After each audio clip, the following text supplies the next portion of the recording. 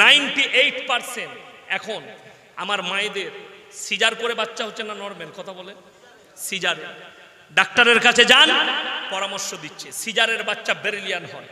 Caesar করে বাচ্চা নিলে মায়ের সেফটি থাকে, মা অসুবিধা নাই, মা সেফটিতে থাকে। নরমাল বাচ্চা হলে প্রসবের সময় আগেকার মেয়েরা মারা যেত। ওরে হারামখোর, তোর আল্লাহর প্রতি বিশ্বাস আছে না নাই? হায়াত মওতের মালিক সকলে বলুন কে?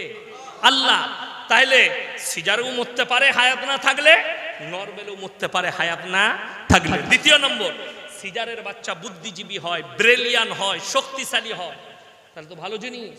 ছাগলগুলোকে সিজার কর, পাঁঠাগুলোর একটু বুদ্ধি হবে। কষ্ট তো ওই জায়গায়। কুকুরের 5টা ছানা হচ্ছে, সিজার করা লাগে না। শুয়োরের 14টা ছানা হচ্ছে, সিজার করা লাগে না। বিড়ালের 5টা বাচ্চা হচ্ছে, সিজার করা লাগে না। গরুর একটা বাচ্চা হচ্ছে, আজ পর্যন্ত সিজার শুনিনি। আর এই হারামখোর ডাক্তাররা বলছে তোর বইয়ের পেট ফাটতে হবে। এটা বড় বেঈমান কাফেরদের একটা চক্র। শুনেননি? দিল্লিতে দাঁড়িয়ে বলছে মুসলমান 5-5 বাচ্চা লে লেতে, 10-10 বাচ্চা লেতে। আমাদের দেশের একজন মহান ব্যক্তি, মহান ভাগাপাচ্ছি, मीडिया सामने बोले ज्यादा खाना खाना और ज्यादा बच्चा पैदा करना ये जानवर का काम है। काके इशारा करेছেন? দামি কথা আমি উনাকে বলতে চাই, তাহলে একটু বলুন। আমাদের দেশের যিনি বিশ্বকবি কবিগুরু রবীন্দ্রনাথ ঠাকুর, তিনি বাপের 9 নম্বর औलाद। ভাই বোন মিলিয়ে 14টা ছিল। কটা বললাম? 14 তার বাপ মাকে আপনি কি বলবেন? আমাদের দেশের প্রধানমন্ত্রী, তারা 5 ভাই, तार बम्मा के की बोलबेन? मुसलमान बच्चा पैदा कर दे 5 तो ये जानवर बन गया। और कवि गुरु रविंद्रनाथ ठाकुर, उनके बाप ने 14 बच्चा पैदा किया, फिर वो एकदम स्टैंडर्ड हो गया। बड़ो दुखेर विषय जे मेरा बोलছে কলকাতায় বাস করে একটা হিন্দিভাষী, आरएसएस বিজেপির পালা কুত্তি, তার নাম হচ্ছে নাজিয়া ইলাহি খান। দুয়াজলা মাল, ना बिहारी ना बांगाली, जानी ना के जन्म दिए ताके। से इस्लामेर बिरुद्धे कुरुचिकर मंतव्य करछे। मुसलमान 12-12 साल के बच्ची को बलात्कार करते हैं निकाह करके। जोरे बोलुन नाउज बिल्लाह। तो दादी के जिज्ञेस करगा तो दादो को अवसर बयसे बिये करेछिल। शुनेलेन आमादेर बाप दादर काले उपयुक्त बयसे नारीदेर बिये हयेछे बोले जिना कम छिलो, व्यभिचार कम छिलो, किछुई जानतो ना। কি বুঝলেন? আমি যখন স্কুলে গেছি এগুলো মাইনই ছিল না আমাদের, আমার বয়সী যারা আছে এগুলো ছিল না। এখন তো ফোড়ে পড়ছে, ফোড়ের ছেলেরা বলছে আই লাভ ইউ। ফোড়ের ছেলেরা, ঠিক বলছি না ভুল বলছি? হ্যাঁ, যুগ পাল্টিয়েছে এই বেঈমান কাফেরদের জন্য। নবীজি সাল্লাল্লাহু আলাইহি সাল্লাম নয়, যতগুলো নবী পয়গম্বর আল্লাহ পাঠিয়েছেন তাদের সকলের একটা সুন্নত, সকলের সুন্নত, সেটা হচ্ছে উপযুক্ত বয়সে বিবাহ করা। সবাই করবেন, জোরে বলুন ইনশাআল্লাহ। যাদের হয়ে গেছে তারাও ইনশাআল্লাহ বলে দিয়েছে, আবার একটা হয়ে যাবে, আল্লাহ মাফ করুক। যাদের হয়নি আল্লাহ তাদেরকে উপযুক্ত বয়সে বিবাহ করার তৌফিক দান করুন। আজকে দেখুন বেঈমান কাফেররা জাল বিছিয়েছে, এটা ইহুদি নাসারাদের। আমাদের মধ্যে কি ঢুকিয়েছে শুনেলেন? আমাদের মধ্যে ছিল দেখাশোনা করে সুন্নত তরিকায় বিবাহ, ছিল না? ছিল না। সেটা কি এলো?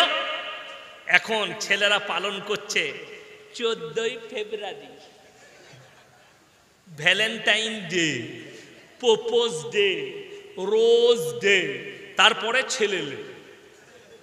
হ্যাঁ, গোলাপ ফুল কিনে নিয়ে কলকাতার ইকো পার্কে চলে গেছে। তুমি এইছো আই লাভ ইউ, শালা হুঁটো গেরে বলছে। 3 দিন ভালোবেসেছে, 4 দিন পরে সে একবার খালি ফোনেতে বলেছে আই লাভ ইউ। পাগল, তার লাগে বলছে বিয়ে না হলে গলায় দড়ি দেব, নাইলে ইঁদুর মারা বিষ খাবো। বাবারে, হাতে কেটে নাম লিখেছে দীপালি, সিপালি। হারামখোর, তোমার মা 18 বছর পর্যন্ত বুকে করে তোমার মা বাবা পেলেছে, তার মহব্বতের সিলা তোমার মা বাবার লেগে কি করলে তুমি দেখাও। 3 দিনের প্রেমে হাত কাটছো। অনেক ছেলেরা আমাদেরকে প্রশ্ন করে, হুজুর প্রেম করে বিয়ে করা জায়েজ আছে না? না, কে বললে প্রেম করা হারাম? প্রেম করা জায়েজ আছে। মায়ের সঙ্গে করো, বোনের সাথে করো, প্রতিবেশীর সাথে করো, আত্মীয় স্বজনের সাথে করো, প্রতিবেশীর সাথে করো। কিন্তু তোমরা যেটা বলছো গাছতলায় hello I love you come here, ওটি হারাম। আপনার পছন্দ হতেই পারে।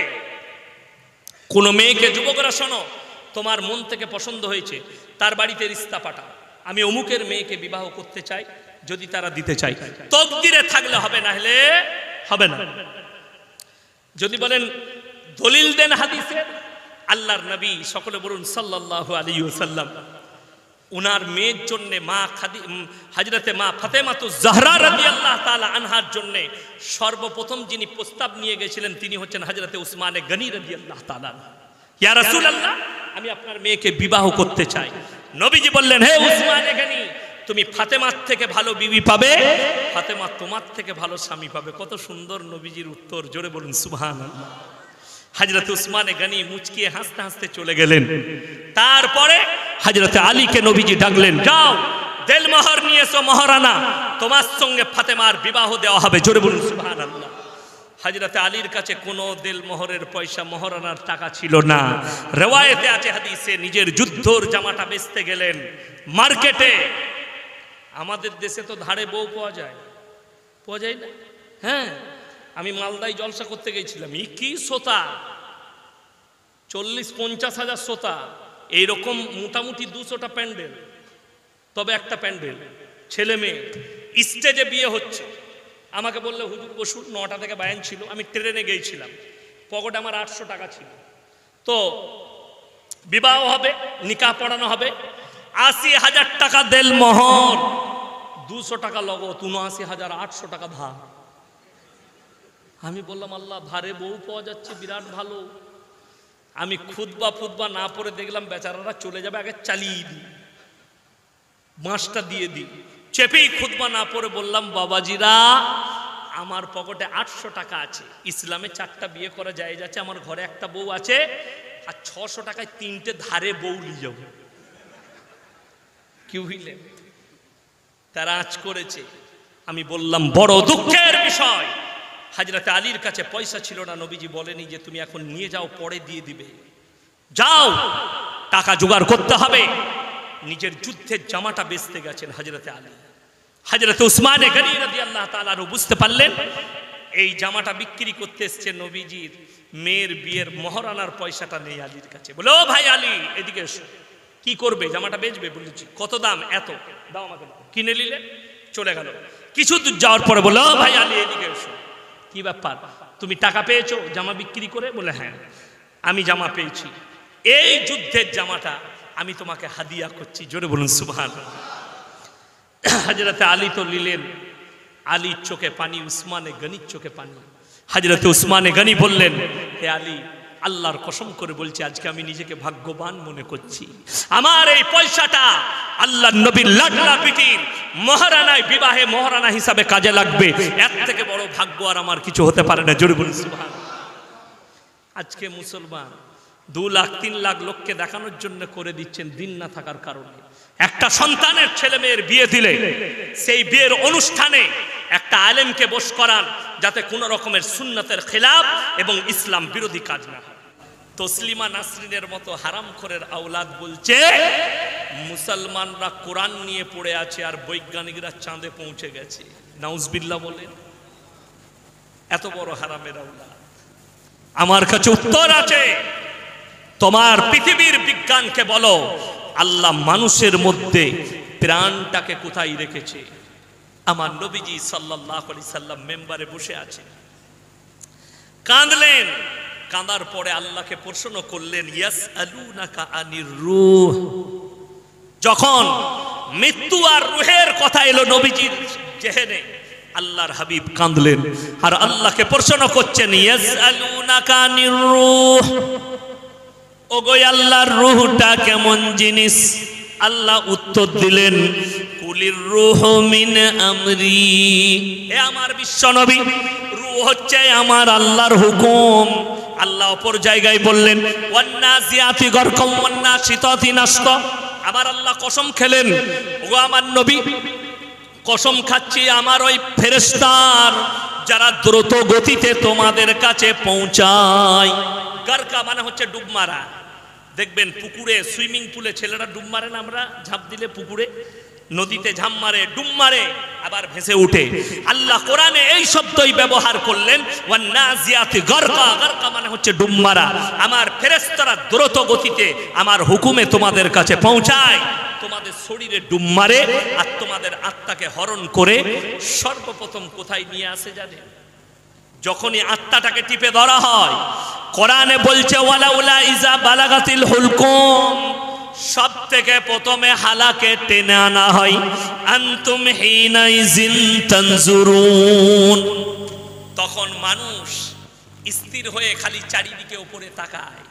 দেখবেন আমাদের আত্মীয় বাপ দাদরা যখন মৃত্যুশয্যায় থাকে, জাকামদানি হয়, তখন রূহটাকে ক্যাপচার করে তাদের হালাকে আনা হয়, জবান বন্ধ করে দেয়া হয়। সেই সময় মানুষ যদি বলতে পারত, আল্লাহর কসম একটাই কথা বলতো, তোমরা ভালো হয়ে যাও, মুমিন হয়ে যাও। কিন্তু বলার সুযোগ থাকে না। আনতুম হিনাইজিন তানজুরুন, তুমি খালি আত্মীয় স্বজনকে ভ্যাল ভ্যাল করে তাকিয়ে দেখবে, তাছাড়া তোমার কাছে আর কোনো উপায় থাকবে না কোনো কিছু করা। ওয়ান্নাশিতাতি নাশতা, আবার যখন ওই ফেরেশতার কসম, যখন তোমাদিকে কবরে দাফন করা হয়, আমার হুকুমে দ্রুত গতিতে তোমাদের রূহটাকে নিয়ে আমার ফেরেশতারা যায়, তোমাদের মধ্যে ফুঁকে দিয়ে তোমাদের কাছে প্রশ্ন আর উত্তর হয়।